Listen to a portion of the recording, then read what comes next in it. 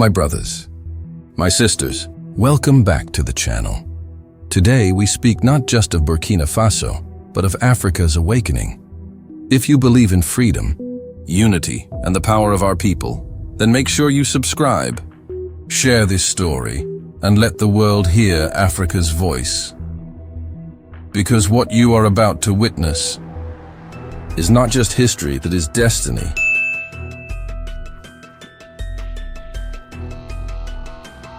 It began on a night when the sky forgot how to breathe.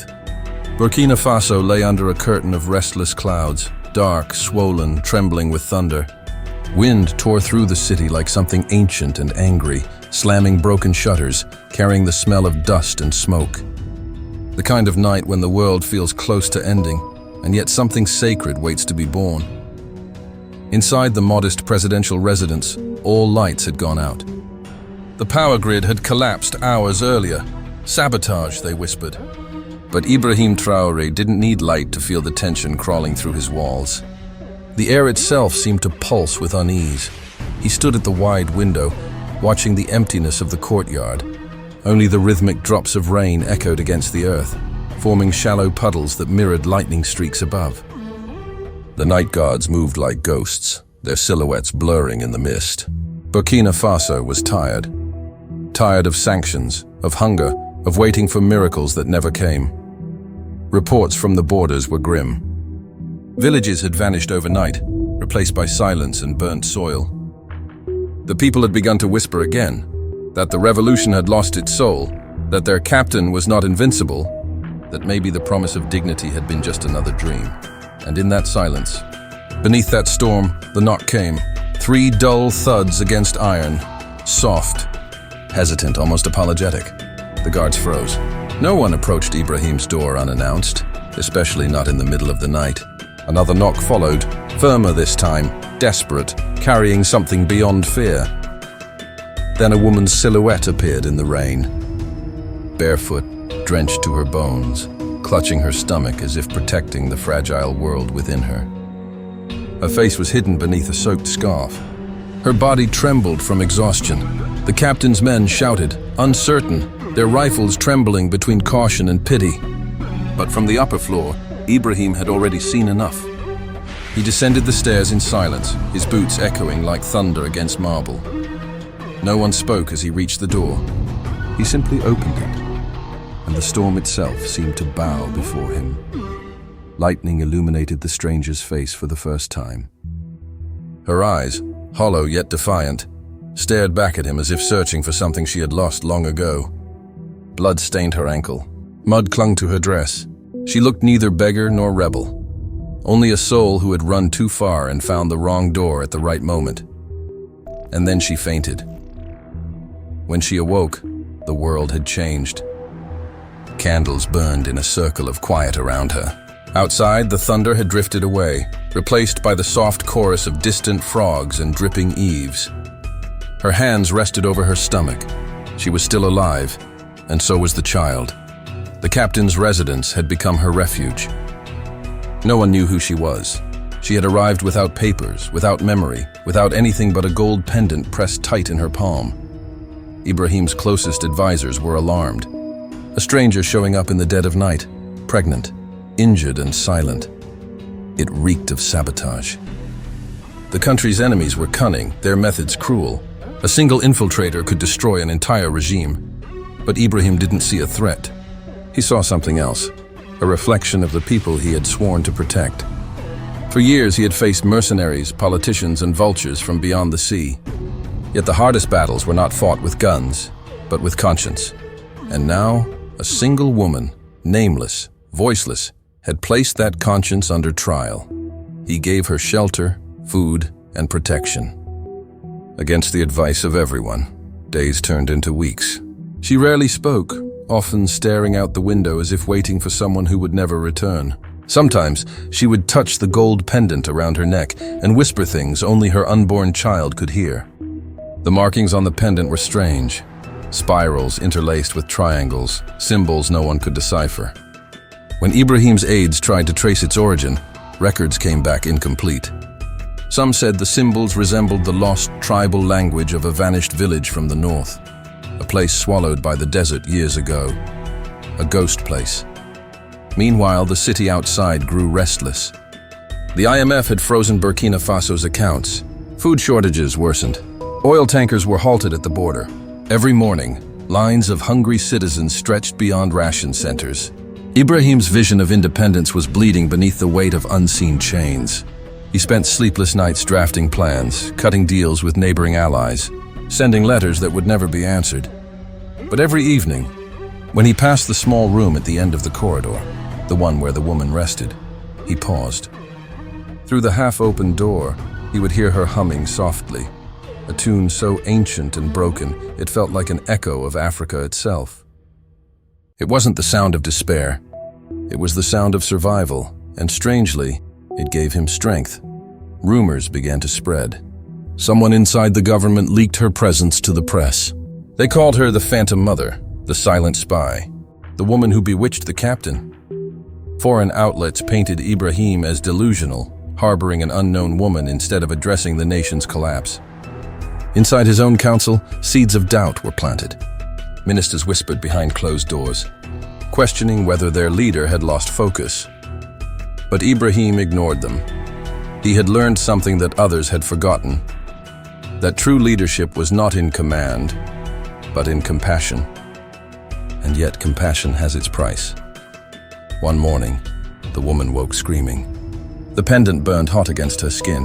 When the guards entered, they found strange marks etched across its surface, markings that hadn't been there before. And beneath her pillow, a folded paper written in unfamiliar handwriting. The child carries more than blood. Protect her, and you protect the revolution. The message was unsigned. That night, the storm returned. Lightning split the sky in two, and thunder rolled across the dry plains. Inside the presidential house, Ibrahim stood at his desk, staring at the pendant now resting in his hand. He had seen enough death to know when something divine was moving through the darkness. The woman slept. Her breathing uneven, her child restless, and far away. Deep in the northern deserts, unseen eyes watched from behind sand-colored binoculars, mercenaries hired by those who feared the rise of a self-sufficient Africa. A transmission buzzed through static. Target located. The carrier is with him. The hunt had begun. Over the next days, Ibrahim noticed small changes. The power outages lasted longer. The food trucks failed to arrive. Soldiers stationed near the border stopped responding to calls.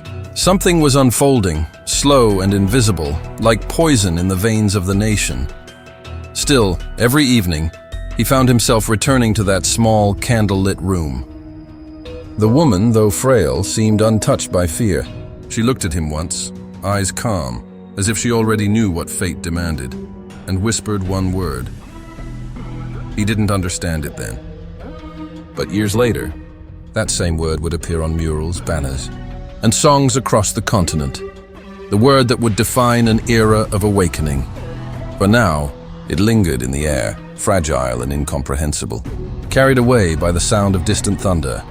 And as lightning flashed over Ouagadougou once more, Ibrahim realized that the world outside his walls was shifting, and that this nameless woman, this pregnant stranger, had become the quiet center of a storm that would soon test the soul of an entire continent. Days blurred into weeks, and weeks into a tense silence that stretched across the land. Burkina Faso held its breath. The pregnant stranger remained under Ibrahim's protection, her presence known only to a handful of loyal guards and one physician who had once served in the field hospitals during the revolution. The woman still spoke little, her words fractured by trauma and memory loss. Yet her calm presence began to seep into the house like sunlight through cracks. A fragile peace in a world unraveling. Outside, however, that peace was vanishing. Reports arrived daily. Border skirmishes. Missing convoys, whispers of rebellion in the north. Food lines grew longer. The IMF tightened its invisible noose. Aid was withheld, credits frozen. The newspapers abroad printed caricatures of Ibrahim, labeling him a dictator, a dreamer, a man out of touch with reality. But they never saw his nights. He worked in darkness, reading reports by candlelight, his boots still muddy from visiting hungry villages. Every statistic was a wound. Every sanction, a silent bullet. And now, within his own walls, a mystery had taken root. A mystery that breathed softly in the next room. The pendant was the first clue. Its engravings seemed to shift under light, as if alive. When his advisors analyzed it, they found traces of minerals not found anywhere in Burkina Faso. A strange alloy of gold and quartz that pulsed faintly under ultraviolet rays. Etched between the symbols were three initials, SVK. No one could identify their meaning. But then, one midnight, Ibrahim's intelligence chief brought him a file, torn, classified, half-burnt. It spoke of an abandoned mining town near the Mali border called Sivako, erased from maps 15 years ago after a containment breach. The file claimed the area had once been a secret extraction site for rare earth minerals, run under the guise of foreign humanitarian projects. Sivako, SVK. The connection was undeniable. The woman had come from a place that officially no longer existed. Ibrahim dispatched 2 undercover operatives north. They never returned. 2 weeks later, a drone camera captured what was left of Sivako. Ruins buried under sand, skeletons of houses, and blackened fields where nothing grew. In the footage, painted across one surviving wall, was a red symbol identical to the one on the woman's pendant, and beneath it, half-erased words in charcoal. We were not rebels. We were witnesses. Something terrible had happened there. Something powerful enough to erase an entire community and bury its memory beneath the dunes. Inside the palace, tension deepened. Generals began to question Ibrahim's priorities. Why risk national security over a stranger? Why pour resources into chasing ghosts when the country starved? He didn't answer. He couldn't, because deep inside he knew this woman wasn't a coincidence. She was a message. Each night, her dreams grew more violent. She would wake screaming, whispering names no one recognized. Amara, Keita. The river, the bridge. Sometimes she would draw shapes in the air, invisible maps only she could see. Her pregnancy advanced rapidly, unnaturally so. The doctor called it a miracle of survival, but there was fear in his eyes when he said it. One morning, Ibrahim awoke to find one of his trusted aides missing, Colonel Nadim, the man who had served him since his earliest campaigns. By noon, classified footage began leaking online, photos of the mysterious woman inside the president's compound, paired with fabricated stories of witchcraft, demonic rituals, and prophecies of blood. Foreign channels ran it endlessly. The narrative was clear. Ibrahim had fallen under mystical manipulation, but this wasn't a media accident. It was a coordinated psychological strike. Hours later, an encrypted transmission intercepted from a Western intelligence node confirmed what Ibrahim feared. A joint foreign operation had been activated under the codename Mother Veil. Its objective: remove the pregnant woman from Burkina Faso at any cost. The world wanted her silenced. Meanwhile, in the countryside, strange phenomena began to occur. Farmers in the drought-stricken north reported sudden rainfall after years of dryness. An old dam near Fada Ngourma began functioning again, though no one had repaired it. And in Ouagadougou, the roses in the presidential garden, dead for months, bloomed overnight. The old women in the market began to murmur that the unborn child carries the wind. To some, it was superstition. To others, proof that something sacred had returned. But with faith came fear. Foreign agents entered through border checkpoints disguised as aid workers. A small convoy of unmarked vehicles parked 2 miles from the capital. Their mission, unknown. Inside, operatives monitored Ibrahim's every move. Then one evening, as the woman rested, a shot rang out. A bullet shattered the window inches from her head. If not for the thick drapes, the child might never have lived. That night, Ibrahim made a decision that would change everything. He took her away. No one knew where they went. Under the cover of darkness, with a handful of loyal soldiers, he moved her to an abandoned monastery deep within the forested hills. A sanctuary built centuries ago by monks who believed silence itself was divine. There were no cameras, no guards, no signals, only the wind and the rustle of leaves. Here, in the quiet, the woman began to speak again. Fragments of her memory returned. She remembered running through fire. Soldiers shouting, the sound of helicopters. She remembered being dragged from the ground while her village burned.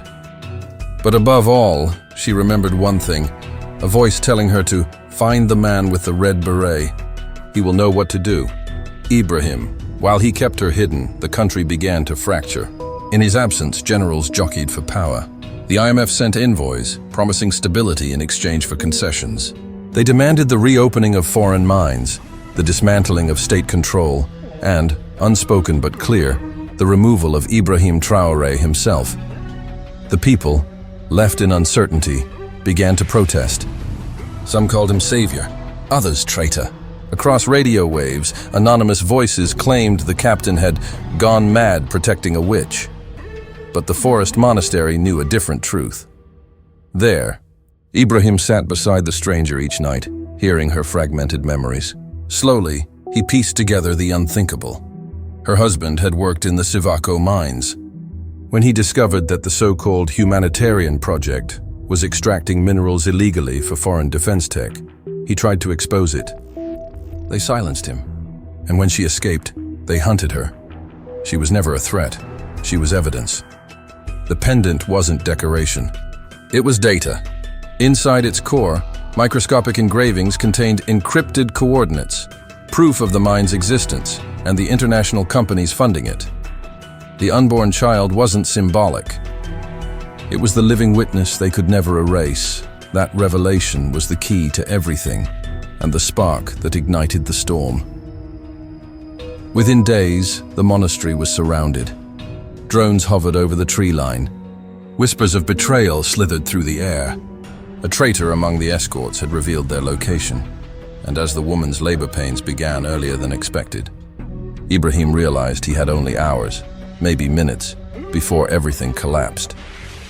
He looked at the pendant glowing faintly in his hand, and for the first time truly understood the message it carried. The woman hadn't come to him for shelter. She had come to deliver something far greater, not just a child, but a truth powerful enough to dismantle empires. And as the thunder rolled over the forest canopy, Ibrahim ordered his men to prepare. They would not flee. They would protect her until the end. The storm outside gathered its strength. The world closed in, unaware that inside a forgotten monastery, history itself was taking its next breath. The forest had never been so still. Dawn crept in without sound, its pale light bending through the fog that coiled between the ancient trees. The monastery stood like a forgotten relic of time, stone walls overgrown with ivy, stained windows reflecting the breath of approaching death. Ibrahim Traoré watched the mist thicken, knowing what it meant. They had found them.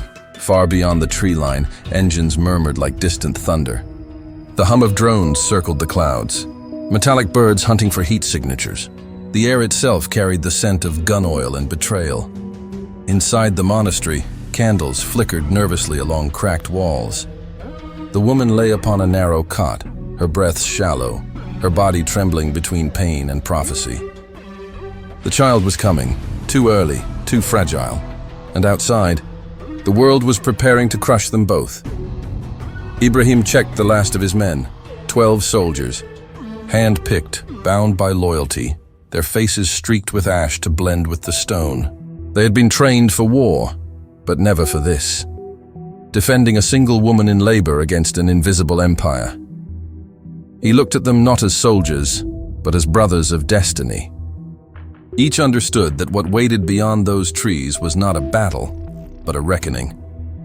In the valley below, a column of armored vehicles crawled forward, tires grinding the wet earth. Foreign flags, unmarked but unmistakable, fluttered in the wind. Behind them, mercenaries moved like shadows, their helmets reflecting lightning that hadn't yet struck. Above, the first drone descended. The siege had begun. The first blast shattered the monastery's western wall. Stone dust filled the air, choking the lungs of the defenders. Birds erupted from the trees, fleeing into gray skies. Ibrahim stood firm amid the roar, commanding with silent gestures. He didn't shout. He didn't curse. He simply raised his hand, and the men followed like scripture. Gunfire echoed through the woods. deafening yet rhythmic, as if the forest itself was keeping time with their defiance. Inside, the woman screamed. Her voice tore through the smoke, primal, holy, unbearable. The doctor whispered prayers over her as blood soaked the white sheets. Her body convulsed, the life inside her fighting to be born amid chaos. Every contraction was a gunshot in her soul. Outside, Ibrahim moved like thunder, covering positions, pulling wounded men into cover, his red beret half burned, his eyes reflecting both fury and faith. The attackers advanced, firing indiscriminately. Grenades cracked the air. Shards of stained glass fell like rainbows shattered by violence. And yet, through it all, the woman's cries never ceased. Minutes felt like centuries. A bullet grazed Ibrahim's shoulder. He didn't flinch. He fired back, striking a drone that spiraled into flames, its debris scattering like meteor dust across the courtyard. One of his men, barely 19, fell beside him, clutching a cross carved from bone. Ibrahim took it and placed it in his pocket, whispering something no one heard. The monastery burned brighter with every passing second. Then, suddenly, silence. No shots. No footsteps, only the crackle of fire and the echo of distant thunder. Ibrahim peered through the smoke and saw them, a small group of figures walking slowly toward the gates, unarmed, cloaked in white, their faces hidden by helmets. One of them raised a loudspeaker, and through the static came a voice, cold, bureaucratic, devoid of soul. But the narration needs no dialogue. Only the meaning. They offered surrender. They promised safety if he handed the woman over. Ibrahim closed his eyes. The temptation was human. The exhaustion unbearable. His men were dying, the country bleeding, the odds hopeless. He could end it all with one decision: step aside and let the storm swallow her. But then he heard it again, that faint cry from within the monastery walls. Not a scream this time, a heartbeat. He turned toward it, and in that single moment he remembered why he had taken up arms, why he had defied the world, why Sankara's ghost had never left his shadow. This was not politics. This was purpose. He threw the loudspeaker to the ground. The battle resumed. Inside, the woman was fading. The doctor's hands shook as the child refused to turn. Blood pooled at the edge of the cot. The candlelight flickered violently, painting crimson on the walls like murals of martyrdom. She clutched the pendant against her chest, whispering through cracked lips a name. Not of a man, but of a promise. The storm outside roared in unison with her labor, thunder crashing as though the heavens themselves were giving birth beside her. And then, a single, piercing cry cut through the chaos. The child was born, a boy, fragile yet alive, his small body trembling in the doctor's hands. The mother's eyes filled with tears that shimmered like broken stars. For one heartbeat, the world paused. Then the next explosion tore through the roof. Ibrahim rushed in as the ceiling collapsed in flames. He wrapped his body around the mother and child, shielding them from falling debris. Smoke burned his lungs, the heat blistering his skin. Through the haze, he saw the pendant fall from her neck, cracking open as it struck the stone floor, revealing a tiny metallic core, glowing faintly. He understood instantly. The data, the proof, was inside. He grabbed it, slid it into his vest, and carried the woman and newborn into the monastery's crypt, a chamber carved beneath the altar centuries ago, where monks once hid sacred texts during invasions. Above them, the enemy breached the walls. Shots rang down the corridors. One by one, Ibrahim's men fell, not as soldiers defeated, but as guardians completing their vow. The crypt's gate sealed shut behind him. The woman, pale and trembling, reached for his hand. Her breath was fading. Her last words were not heard by the world. But they didn't need to be, because the narration knows only this. She smiled, touched her child's face, and exhaled peace. Then she was gone. Ibrahim stood there, holding the newborn, surrounded by the echoes of fire and war. Tears streaked through the dust on his face. He looked at the pendant's shattered core, at the tiny child breathing weakly against his chest, and he made his choice. He climbed the staircase back toward the burning monastery. Above, the enemy troops were waiting. Rifles raised, silhouettes framed by fire. He stepped into the open courtyard, cradling the child in his arms, his uniform torn, his beret half-charred. The smoke parted as if in reverence. The soldiers froze. The sight of him, bloodied yet unbroken, carrying life instead of death, disarmed something far deeper than fear. Some lowered their guns, others hesitated. In that fragile pause, the truth revealed itself.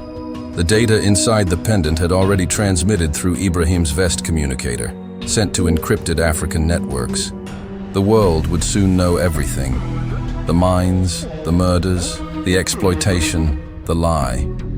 The system that tried to kill him was already collapsing. But in that moment, Ibrahim thought of none of it. He thought only of the woman's sacrifice, of the innocence he now held, of the promise that no empire could erase. Lightning struck behind him, illuminating the courtyard in gold. Rain began to fall, heavy, cleansing, unstoppable. And through that rain, Ibrahim walked forward. Each step echoed through history, not as a soldier's march, but as the heartbeat of a continent reclaiming its soul. The rain did not stop for 3 days. It fell like an endless prayer, washing away the blood, the soot, the fragments of bullets buried in the soil. The monastery was gone. Only its blackened bones remained, standing like ribs of a broken cathedral against the gray sky. And yet, from those ruins, something lived. A small cry rose from beneath the shattered stones, the voice of a newborn, weak but unyielding. Beside him, Ibrahim sat motionless, cradling the child in his arms, his uniform soaked, his skin marked by ash. He hadn't slept, he hadn't eaten, but his eyes, they still burned with a light that refused to die. When the villagers came days later, they found him there. He was sitting in silence, surrounded by the remnants of both his soldiers and his enemies. He didn't look up when they called his name. He simply whispered, "Make sure he never knows hate," and handed them the child. Across the continent, screens flickered to life, from Ouagadougou to Nairobi, from Kinshasa to Dakar. News feeds exploded with revelations. Leaked data, hidden contracts, satellite footage of massacres, bank records of puppet regimes. The pendant's core had transmitted everything before the monastery fell. In hours, the world saw what was never meant to be seen. The exploitation of Africa's minerals, the factories disguised as aid missions, the leaders who sold their people for handshakes. The truth moved faster than bullets ever could. Governments trembled. Corporations deleted years of files overnight. And for the first time in decades, the African youth rose, not with violence, but with vision. They carried Ibrahim's face on posters, murals, and digital banners. The man who had sheltered a stranger instead of surrendering his soul became the symbol of everything they longed to believe. That courage could still be human, that leadership could still be love. Weeks later, Ibrahim was found wandering the borderlands, weak, half-blind from the burns, refusing evacuation. He was carrying only 2 things, a wooden rosary and a folded piece of paper, a letter written by the woman before her death. The letter read, "If this child lives, let him belong not to me, not to you, but to Africa. For every mother who cried alone, for every dream stolen from our soil, let him walk free." He folded it carefully, pressed it against his heart and whispered a vow, "I will keep him safe." Time blurred. Months passed. Burkina Faso began to rebuild itself from the dust of the siege. The international media tried to twist the story, calling it a rebel tragedy, a nationalist myth, a mystery with no evidence. But the people knew. They had seen too much to forget. Children painted murals of the pregnant woman holding her newborn under the protection of a soldier in a red beret. Old men told the story by firelight, their voices trembling as they said, "He did not save her because she was someone. He saved her because she was human." And across borders, whispers spread, whispers of a quiet alliance forming between nations, not for war, but for reclamation. Energy, land, trade, autonomy. The seeds planted in blood were beginning to bloom. 1 year later, in a hidden valley north of the capital, Ibrahim stood before a newly built home, simple, made of clay and wood, surrounded by mango trees. He was thinner now, older, but peace sat upon his shoulders like sunlight after rain. Inside, the boy, now walking, curious, laughing, played with a wooden car carved by Ibrahim's own hands. He had the woman's eyes, the same soft defiance that could melt stone. Every morning, Ibrahim taught him something new, not from books, but from life, how to greet the sunrise, how to listen to the earth before planting a seed, how to hold a weapon and never let it control your heart. And when the child asked about his mother, Ibrahim always answered the same way. She was brave enough to knock on a stranger's door, and that courage changed the world. But destiny never forgets its debts. One evening, as Ibrahim walked to the river to fetch water, a convoy approached, unmarked, quiet, rolling through the mist. Men stepped out, dressed in suits this time, not uniforms. Their smiles were polished, their eyes hollow.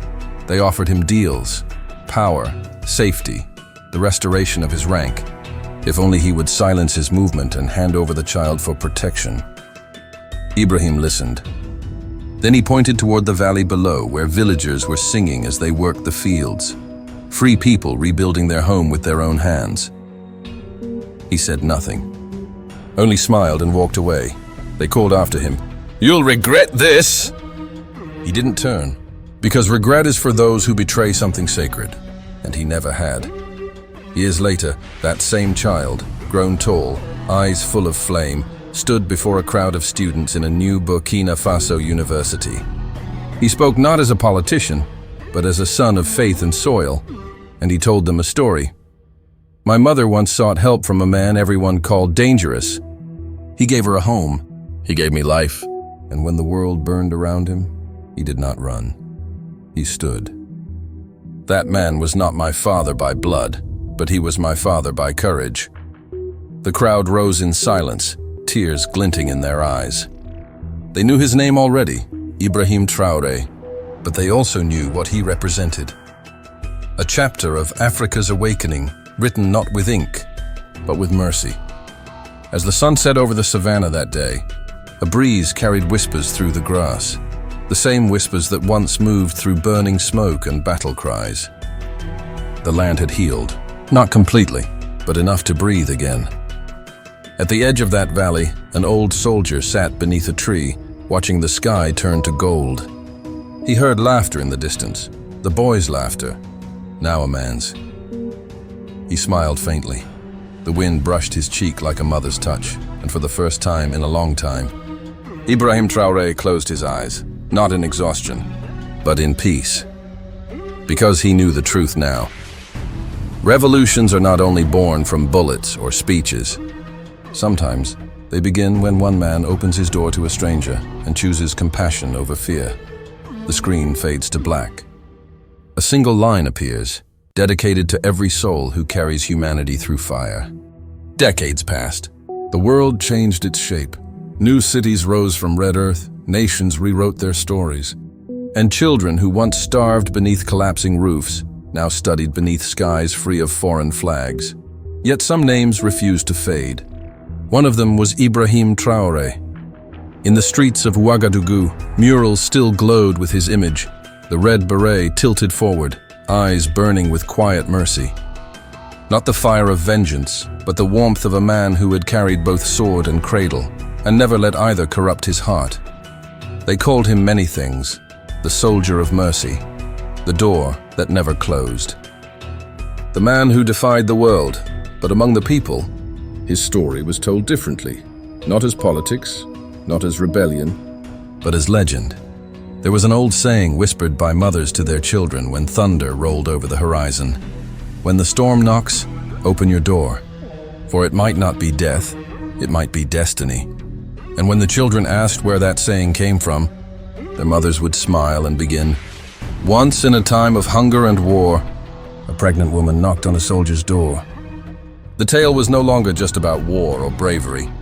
It became a fable of compassion, a moral compass passed from one generation to the next. Teachers recited it in classrooms.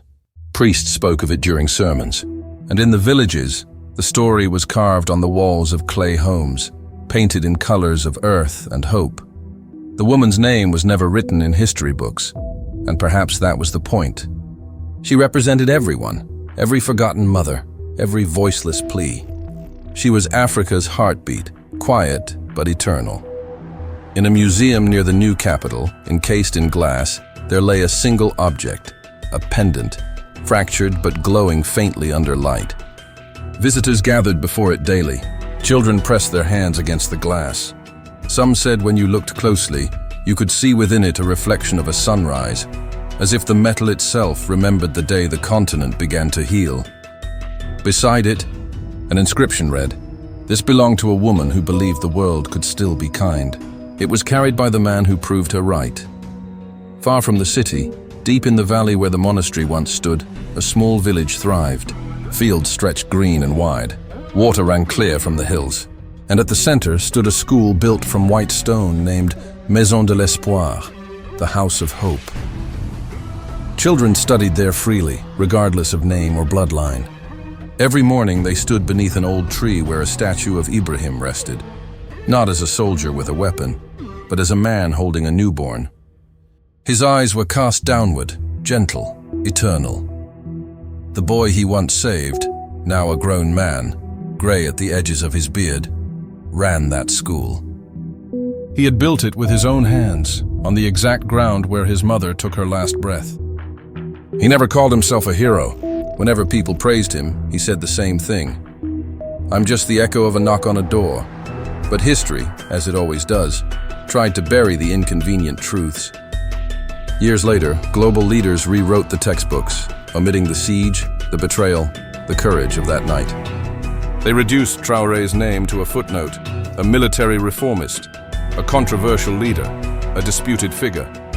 But in the markets, the alleys, the songs sung by women pounding grain at dawn, his name lived on. You could erase ink, but you could not erase faith. One day, a journalist, young, curious, foreign, came to the valley, following rumors of the man who saved Africa's conscience. He found the House of Hope and met the old man who had been the child once cradled in a soldier's arms. The journalist asked, "Do you ever miss him?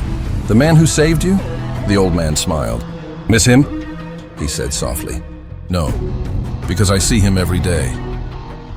He pointed to the children running through the fields, laughing under the same sun that once witnessed the smoke of war. Every time someone opens their door to kindness, he lives again. The journalist turned off his recorder, realizing this was not just a story, it was scripture written in the language of humanity. That night, as the journalist prepared to leave, he looked back at the statue one last time.